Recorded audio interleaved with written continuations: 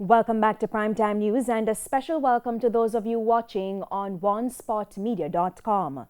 We begin with a Primetime News follow-up. Mayor of St. Anne's Bay, Michael Belnavis, has resigned.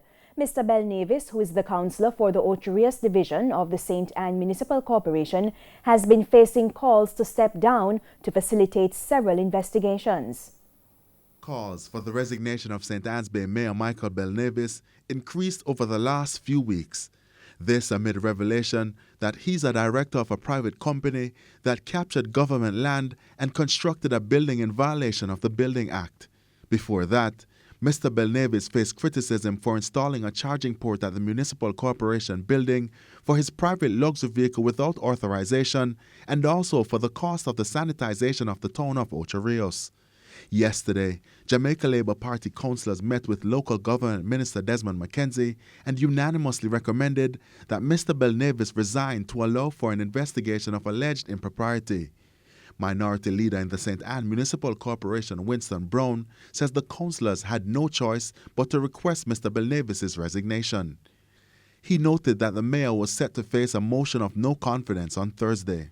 I knew there is no other way they could go but to call on him to resign before we enter the General Council.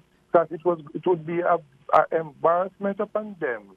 Based on what is in the public domain there now, and we are calling on them now to, when we move in no confidence motion, and ask them to vote against the chairman. And if they refuse to vote because of a political reason, I think it would be an indictment on them in their division.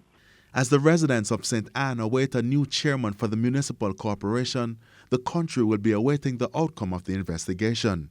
In the meantime, local government Minister Desmond McKenzie has not said whether his ministry will carry out its own probe of the St. Anne Municipal Corporation. There have always been audits that have been taking place within the municipal corporation. Already the Integrity Commission has gone in already to look at a certain sections of the allegations, whatever you want that was made.